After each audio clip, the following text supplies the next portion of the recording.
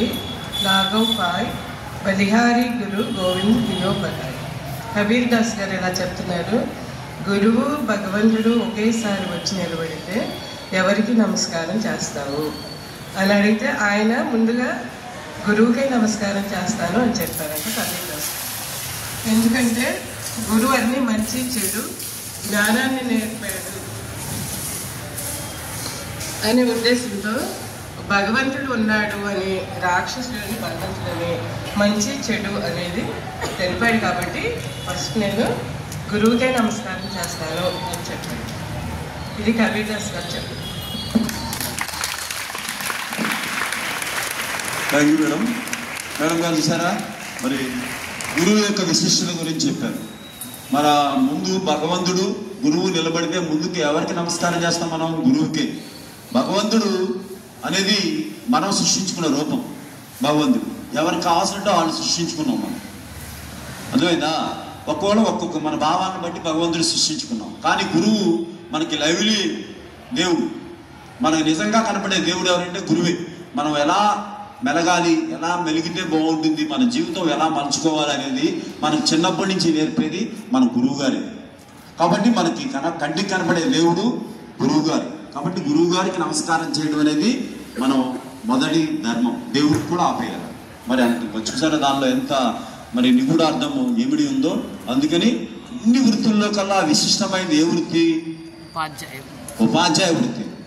మనం అనుకుంటాం డాక్టర్ గొప్పవాడు, ఇంజనీర్ గొప్పవాడు అనుకుంటాం, కానీ పోలీసు గొప్పవాడు అనుకుంటాం. కానీ ఉపాధ్యాయ వృత్తి. ఎంతమంది పోలీసులు తయారు చేస్తున్నారు ఉపాధ్యాయులు? ఎంతమంది డాక్టర్లు తయారు చేస్తున్నారు? ఎంతమంది లాయర్లు తయారు చేస్తున్నారు? వీళ్ళందరూ కూడా ఉపాధ్యాయుడి చేతుల నుంచి తయారైనాడు. అర్థమైందా? కాబట్టి మనం ఒక టీచర్ వృత్తి చేస్తున్నామంటే మేము గర్వపడాలి. మీరు కూడా మీ టీచర్స్ని అంత ప్రౌడ్గా చూడాలి. మనం టీచర్స్ని మనం చూడండి ఒకసారి. నేను ఇప్పుడు ఎలిమెంటరీ స్కూల్లో చదివిన టీచర్ గారు కూడా నా మైండ్లో ఉండిపోయారు. నాకు 1వ తరగతిలో పలానా టీచర్ గారు చెప్పారు, నాకు 6th క్లాస్లో పలానా టీచర్ గారు హిందీ చెప్పారు, పలానా సార్ సైన్స్ చెప్పారు, సైన్స్లో ఏం చెప్పారు, సోషల్ మాస్టర్ ఏం చెప్పారు, అవన్నీ కూడా నా మైండ్లో అలా నిక్షిప్తం అయిపోయాయి.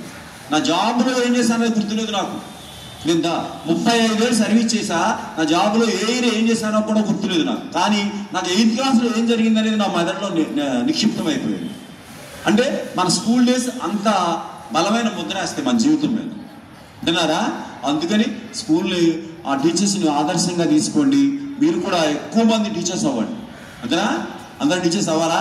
అందరు టీచర్స్ అయితే సమాజం అలా ఉండిపోద్దా? కాదు, అందరూ అన్ని రంగాల్లోకి వెళ్ళాలి. కానీ టీచర్ వృత్తి ఇష్టంతో వెళ్ళాలి. టీచర్ ప్రొఫెషన్లోకి వెళ్ళినప్పుడు మనం ఇష్టంతో తీసుకుంటే దానిలో మనం సాటిస్ఫై అవుతాము. పిల్లల్ని కూడా మంచిగా తయారు చేస్తాం. తర్వాత దేశ భవిష్యత్తు కూడా బాగుంటుంది.